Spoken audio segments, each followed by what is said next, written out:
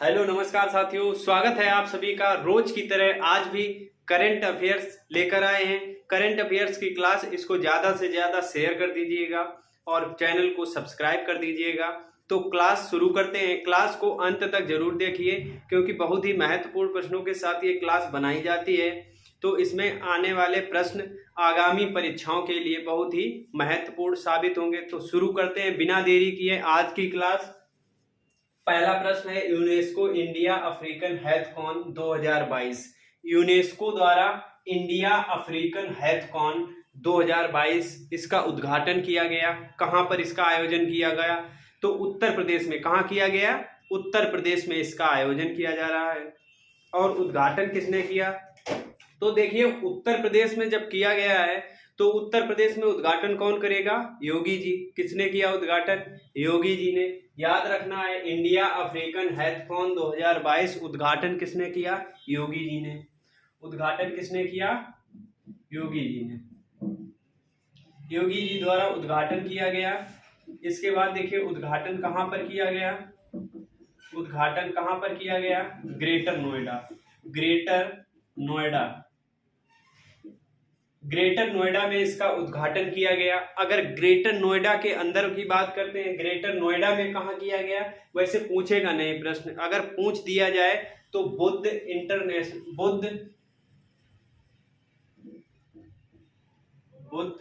विश्वविद्यालय।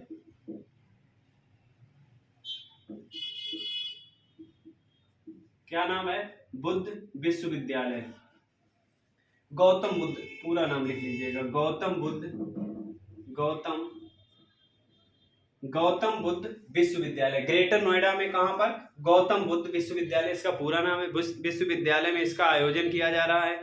तो आयोजन देखिएगा, किसने उद्घाटन किया? योगी जी ने। कहां पर? ग्रेटर नोएडा। याद रखना है, इंडिया अफ्रीकन हैथकॉन। क्या नाम है? इंडिया अफ्रीकन हैथकॉन। और किसके द्वारा? यूनेस्को द्वारा। अब देखिए, इसमें कितने देश भाग लेंगे? कितने देश भाग लेंगे? 22। कितने? 22 देश। भारत सहित 22 देश भाग लेंगे। 22 देश भाग लेंगे, जिसमें भारत भी शामिल है। भारत सहित 22 देश इस प्रतियोगिता, इसमें एक प्रतियोगिता होती है, इसमें भाग लेंगे। कितने देश? 22 देश। अब देखिए, इसमें होता क्या है, सभी छात्र, इसमें छात्र शामिल होंगे। 22 देशों के छात्र शामिल होंगे। छात्र करेंगे क्या? मंथन पर मैराथन चलेगी। क्या? मंथन पर मैराथन चलेगी। देखिए, इसमें मैराथन चलेगी, मंथन लिख लीजिए। जीवन की समस्याओं पर मंथन होगा। जीवन की समस्याओं पर मंथन। देखिए, जीवन की समस्याओं पर मंथन होगा। इसमें छात्र शामिल होंगे 22 देशों के, भारत समेत 22 देशों के छात्र शामिल होंगे, जो आपस में डिस्कशन या मंथन करेंगे। मंथन कितने समय का रहेगा? तो जीवन की समस्याओं पर मंथन होगा, मंथन 36 घंटे का। तो कितने छात्र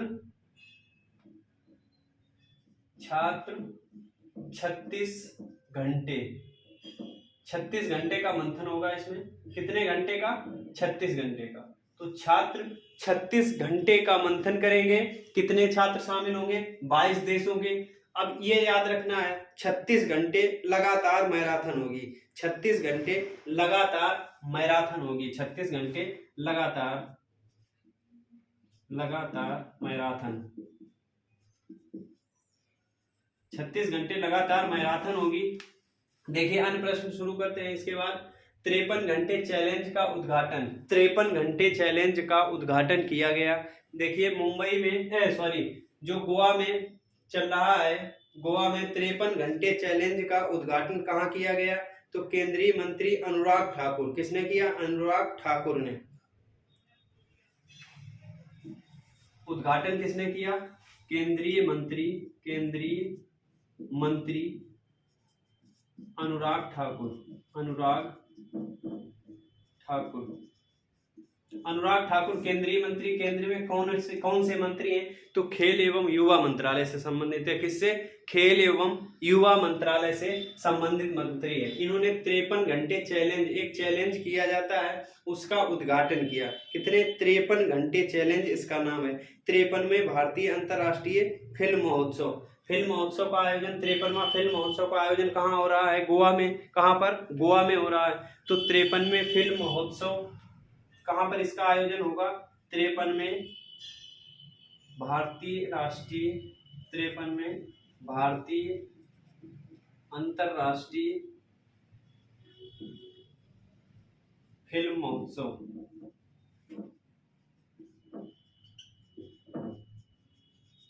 तिरपनवां फिल्म महोत्सव का आयोजन कहाँ किया जा रहा है? गोवा में। उसी में ये एक प्रतियोगिता होती है जिसमें 53 घंटे चैलेंज का उद्घाटन किसने किया है? केंद्रीय मंत्री अनुराग ठाकुर। किसने किया? केंद्रीय मंत्री अनुराग ठाकुर ने। इसके बाद आगे देखिए, भारत को शीर्ष उर्वरक आपूर्तिकर्ता देश कौन सा बन गया है? भारत में खाद सबसे ज्यादा कौन देश देता है? तो कौन सा देश बन गया है? रूस। कौन सा देश? रूस बन गया है। इसके बाद असम सरकार पोर्टल, असम सरकार पोर्टल किसने लॉन्च किया है? देखिए पहले ये लिख लीजिए, भारत को शीर्ष उर्वरक रूस। कौन सा? रूस। इसके बाद असम सरकार पोर्टल, तो ये सरकार पोर्टल कहाँ लॉन्च किया गया है? त्रिपुरा में। कहाँ? त्रिपुरा में। अब त्रिपुरा के सीएम की बात करते हैं, तो त्रिपुरा के सीएम कौन है? इसके सीएम कौन है जिन्होंने किया इसको लॉन्च? डॉक्टर मानिक साह। कौन है? डॉक्टर मानिक साह। इसके बाद माता सीता की 251 फीट ऊंची प्रतिमा, माता सीता की 251 फीट ऊंची प्रतिमा कहां पर बनेगी? अब देखिए, माता सीता की प्रतिमा कहां बनेगी? बिहार में। कहां? बिहार में। बिहार के अगर जिला पूछा जाए, सीतामढ़ी। कहां पर? सीतामढ़ी। सीतामढ़ी स्थान का नाम है, सीतामढ़ी बिहार। और भगवान बुद्ध की अगर लेटी हुई प्रतिमा पूछी जाए, भगवान बुद्ध की लेटी हुई अगर प्रतिमा पूछी जाए तो कहां पर है?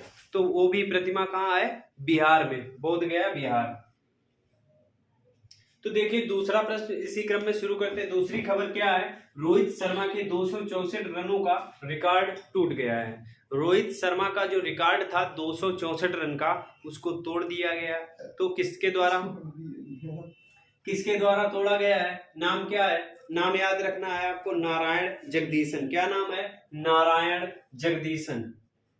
नारायण जगदीशन।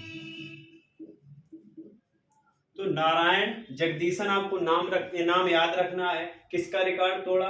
रोहित शर्मा का। 264 रनों का था रोहित शर्मा का। इनके कितने रन बने हैं? 277। कितने रन? 277। अब किसके खिलाफ इन्होंने ये किस खेल में खेल रहे थे और किसके खिलाफ? विजय हजारे ट्रॉफी। कौन सा? विजय हजारे ट्रॉफी खेल रहे थे। विजय हजारे ट्रॉफी में।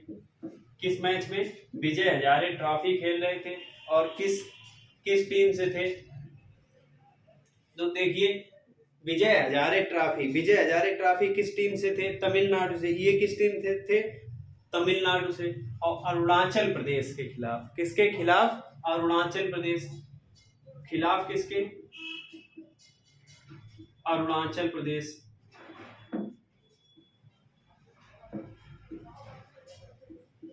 ये याद रखना आपको, अरुणाचल प्रदेश के खिलाफ खेल रहे थे।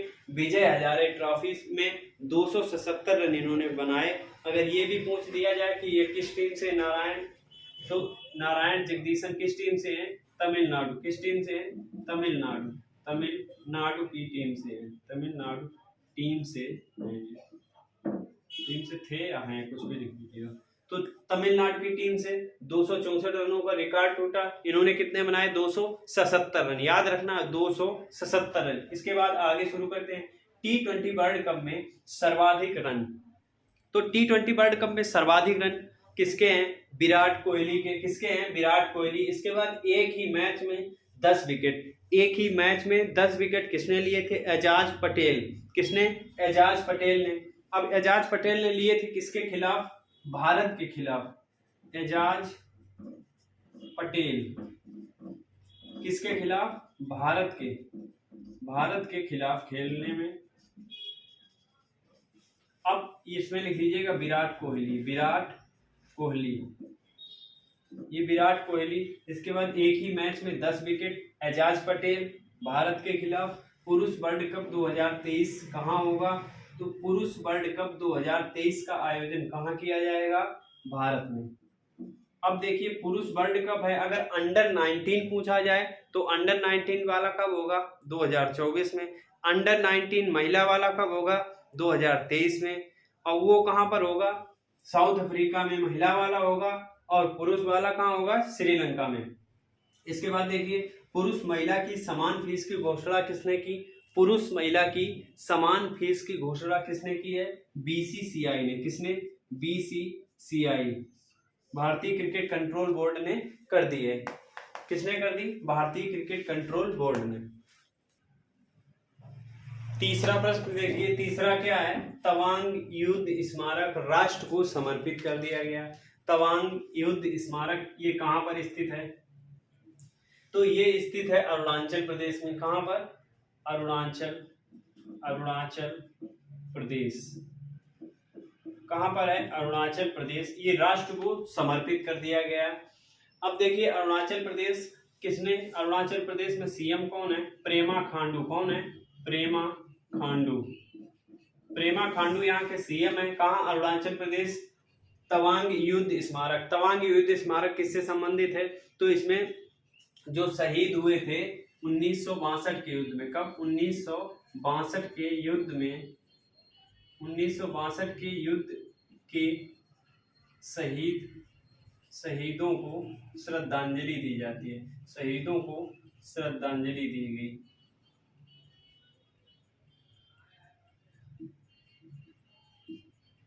शहीदों को श्रद्धांजलि दी गई, उनको याद किया गया। कहां पर है? अरुणाचल प्रदेश। उसी में तवांग युद्ध स्मारक को राष्ट्र को समर्पित कर दिया गया। अब देखिए 1962 में युद्ध ये कहां पर हुआ था? किनके बीच में हुआ था? तो 1962 युद्ध भारत और चीन के बीच। किसके बीच? भारत और चीन के बीच में हुआ था। तो 1962 का युद्ध भी आपको याद रखना है, भारत और चीन के बीच हुआ था 1962। उसी में तवांग युद्ध स्मारक था, बनाया गया था। क्या? तवांग युद्ध स्मारक, उसको राष्ट्र को समर्पित कर दिया। कहाँ? अरुणाचल प्रदेश। ये भी लिख लीजिएगा 1962 का युद्ध कहाँ पर हुआ था? चीन के साथ। किसके साथ हुआ था? चीन के साथ। चीन के साथ। अब देखिए आगे राजपथ का नया नाम। तो राजपथ का नया नाम कर दिया गया। राजपथ का नया नाम क्या है? कर्तव्य पथ। क्या रख दिया गया? कर्तव्य पथ। तो राजपथ का नया नाम कर्तव्य पथ। उत्तराखंड के हाई कोर्ट का स्थान बदल दिया गया। पहले कहाँ था? नैनीताल में। नैनीताल में था, अब कहाँ पर चेंज कर दिया गया? हल्द्वानी। कहाँ पर? हल्द्वानी। नैनीताल से हल्द्वानी। नैनीताल से हल्द्वानी। इसके बाद देखिए केदारनाथ रोपवे का शिलान्यास किया गया। तो केदारनाथ रोपवे का शिलान्यास किसके द्वारा किया गया? माननीय प्रधानमंत्री नरेंद्र मोदी जी द्वारा। कहां पर किया गया? तो केदारनाथ बद्रीनाथ ये कहां पर धाम है? केदारनाथ कहां पर किया गया होगा? उत्तराखंड में। कहां? उत्तराखंड में। उत्तराखंड की स्थापना कब हुई थी? सन 2000 में भारत से अलग होकर बना था। कब भारत से अलग होकर बना था उत्तराखंड? सन 2000 में। इसके बाद देखिए दुनिया की पहली वैदिक घड़ी। दुनिया की पहली वैदिक घड़ी कहाँ पर बनाई जाएगी? कहाँ पर लगाई जाएगी? तो मध्य प्रदेश में। मध्य प्रदेश में कहाँ पर? उज्जैन। कहाँ पर? उज्जैन। इसके बाद देखिए 5वें खेलो इंडिया युवा गेम्स का आयोजन कहाँ पर होगा? 5वें खेलो इंडिया युवा गेम्स का आयोजन कहाँ पर होगा? तो इसका आयोजन भी मध्य प्रदेश में होगा। कहाँ पर? मध्य प्रदेश में। उज्जैन, मध्य प्रदेश। इसके बाद मध्य प्रदेश में खेलो इंडिया 5वें खेलो इंडिया का आयोजन युवा गेम्स, ये याद रखना है, युवा गेम्स का आयोजन कहाँ होगा? मध्य प्रदेश में। यूनिवर्सिटी गेम्स का आयोजन कहाँ होगा? उत्तर प्रदेश में। इसके बाद अगर ये प्रश्न पूछा जाए चौथे खेलो इंडिया युवा गेम्स कहाँ पर हुए? तो चौथे खेलो इंडिया युवा गेम्स कहाँ हुए? पंचकुला, हरियाणा में। देखिए ये याद रखना है कि जो प्रश्न हम पढ़ा रहे करंट अफेयर्स उनसे संबंधित इतिहास के प्रश्नों को भी याद रखना है। जैसे हमने अभी बताया 5वें खेलो इंडिया युवा गेम्स, तो 5वें खेलो इंडिया युवा गेम्स की अगर डेट घोषित हो चुकी है या नई घोषणा हो चुकी है तो इससे संबंधित पीछे के प्रश्न आपको जरूर याद रखने हैं।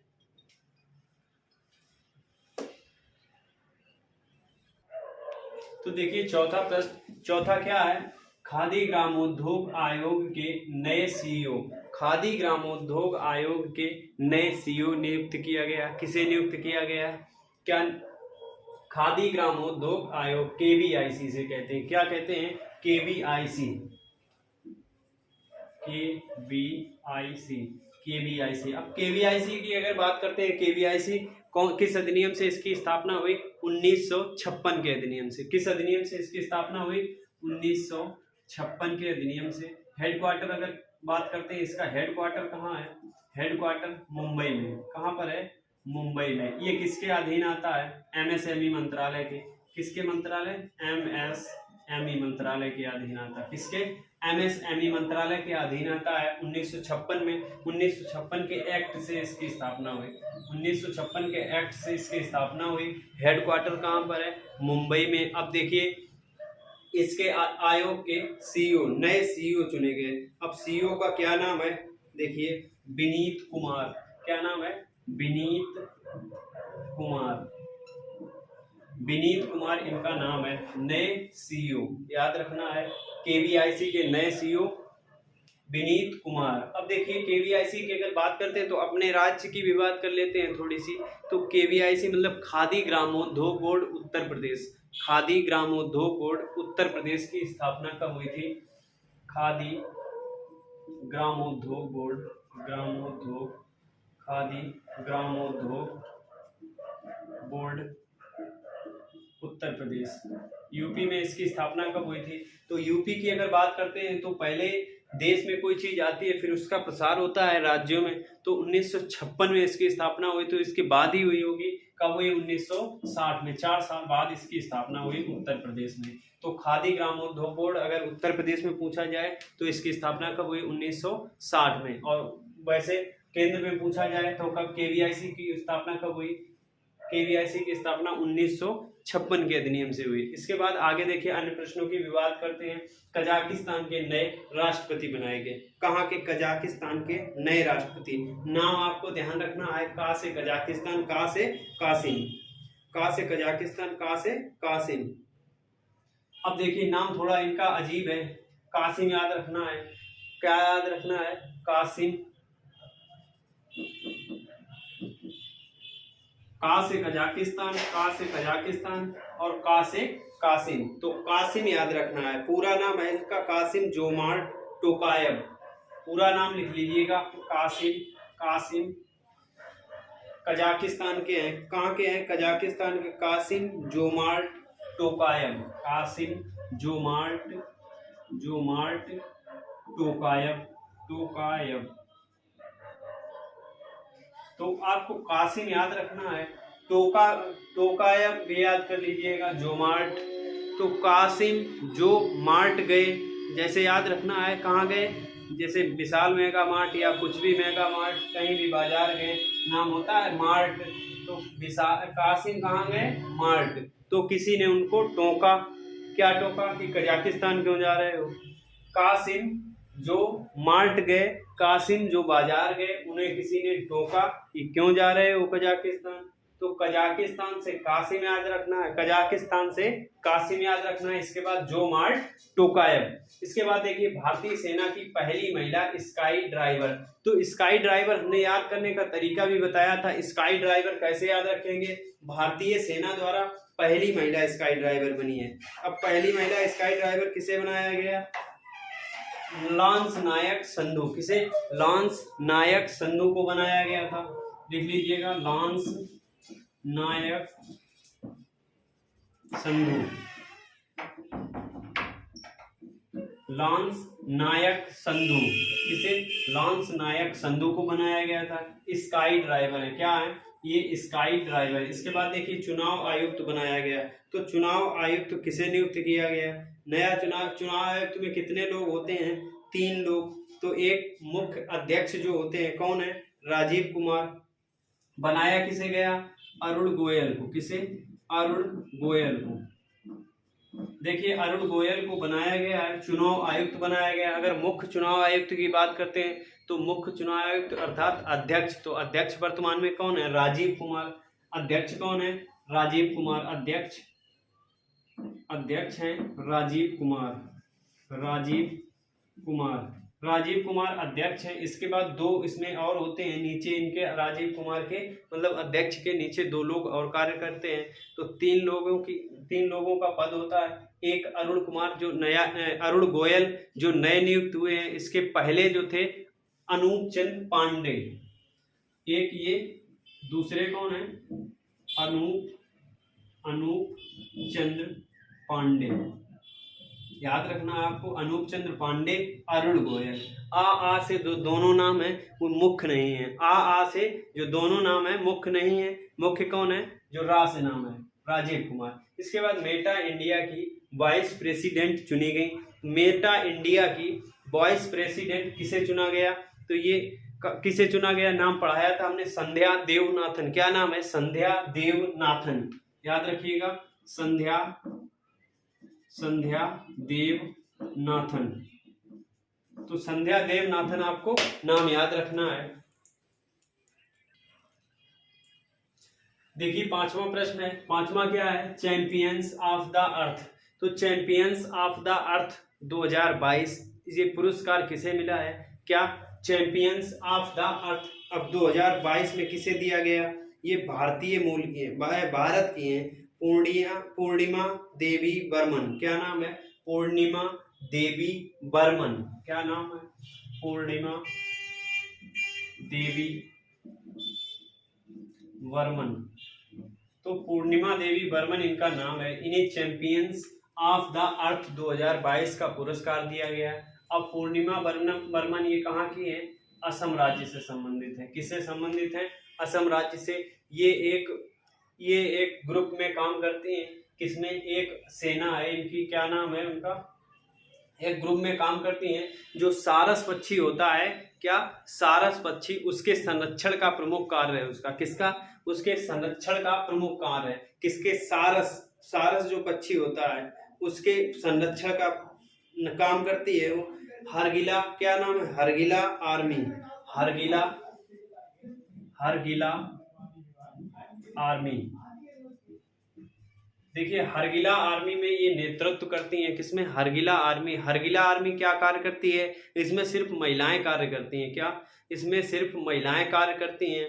अब इसमें इसका नेतृत्व कौन करता है, पूर्णिमा देवी बर्मन। पूर्णिमा देवी। इसमें क्या होता है, सारस जो पक्षी होता है, सारस पक्षी का संरक्षण, सारस पक्षी का संरक्षण होता है। हरगिला आर्मी का नेतृत्व करती हैं, हरगिला आर्मी का नेतृत्व ये करती हैं। इसके बाद देखिए चैंपियंस ऑफ द अर्थ 2022। तो चैंपियंस ऑफ द अर्थ किसके द्वारा दिया जाता है, यूएन का सर्वोच्च सम्मान है। किसके द्वारा, यूएनईपी द्वारा। अब यूएन का सर्वोच्च पर्यावरण सम्मान। यूएन का सर्वोच्च पर्यावरण सम्मान है। तो यूएन का सर्वोच्च पर्यावरण सम्मान है किसको, क्या नाम है, चैंपियंस ऑफ द अर्थ, मतलब पृथ्वी का चैंपियन। तो चैंपियंस ऑफ द अर्थ किसके द्वारा दिया जाता है, यूएनईपी द्वारा। किसके द्वारा, यूएनईपी मतलब यूनाइटेड नेशंस एनवायरनमेंट प्रोग्राम, इसके द्वारा दिया जाता है। अब ये किसके तहत, यूएन का सर्वोच्च पर्यावरण सम्मान है। किसका, यूएन संयुक्त राष्ट्र का सर्वोच्च पर्यावरण सम्मान है, champions of the earth. Champions का मतलब चैंपियन, तो ऑफ द अर्थ मतलब पृथ्वी का। तो पृथ्वी का जो चैंपियंस होगा वो सर्वोच्च सम्मान माना जाएगा। कौन सा, सर्वोच्च सम्मान होगा, क्योंकि चैंपियंस है तो सर्वोच्च तो होगा ही। अब पृथ्वी की बात करते हैं तो पर्यावरण हो गया। तो पर्यावरण का सर्वोच्च सम्मान चैंपियंस ऑफ द अर्थ 2022 किसे दिया गया, पूर्णिमा देवी बर्मन को। पूर्णिमा देवी बर्मन कहाँ से संबंधित है, ये भारत में कहाँ से, असम से। अब देखिए असम में किसका काम करती है, हरगिला आर्मी का ये नेतृत्व करती है। वो क्या काम करता है, सारस पक्षी का संरक्षण का कार्य करता है। अब इसमें महिलाएं ही शामिल हैं, किसमें, सारस पक्षी में जो काम करती है संरक्षण का हरगिला आर्मी, इसमें महिलाएं काम करती हैं केवल। अब देखिए आगे Gandhi Mandela award, Gandhi Mandela का शांति अवार्ड दिया गया। कौन सा, शांति अवार्ड, गांधी मंडेला का शांति अवार्ड दिया गया 2022 में। ये अभी हाल ही में प्रदान किया गया। तो किसको दिया गया, दलाई लामा, किसको, दलाई लामा। अब दलाई लामा की बात करते हैं तो दलाई लामा कौन है, दलाई लामा, दलाई लामा कौन है, तिब्बती धर्म गुरु है, तिब्बती धर्म गुरु दलाई लामा को ये पुरस्कार दिया गया। कौन सा, गांधी मंडेला का शांति पुरस्कार। इसके बाद आगे देखिए यूनेस्को मदनजीत सिंह पुरस्कार 2022। तो यूनेस्को मदनजीत सिंह पुरस्कार 2022 में किसे दिया गया, सुलेम योंग। हमने नाम बताया था, आगे काफी लंबा नाम है तो पीछे का आपको याद रखना है, सुलेम योंग, सुलेम योंग आपको याद रखना है। यूनेस्को का मदनजीत सिंह पुरस्कार, मदनजीत सिंह किससे संबंधित है, ये भारत से संबंधित है। किससे, भारत से संबंधित थे, राजनयिक थे भारत के। तो यूनेस्को का मदनजीत, यूनेस्को द्वारा ये सम्मान दिया जाता है, लेकिन ये इसका वित्त पोषण किससे होता है, मदनजीत सिंह के पैसों से। किससे, मदनजीत सिंह के पैसों, इन्होंने जो दान किया था उसी ट्रस्ट से इसका वित्त पोषण होता है। इसके बाद film personality of the year 2022, film personality of the year इस साल का दिया गया, किसे दिया गया, चिरंजीवी। किसे, चिरंजीवी को। तो इस साल का चिरंजीवी को दिया गया। इसके बाद जेसीबी पुरस्कार 2022, जेसीबी हमने कल याद करने का तरीका बताया था, किस तरीके से आपको याद रखना है। जेसीबी से जावेद खालिद, तो खाली जेसीबी तो चलेगी नहीं, कैसी, खाली तो चलेगी नहीं, तो खालिद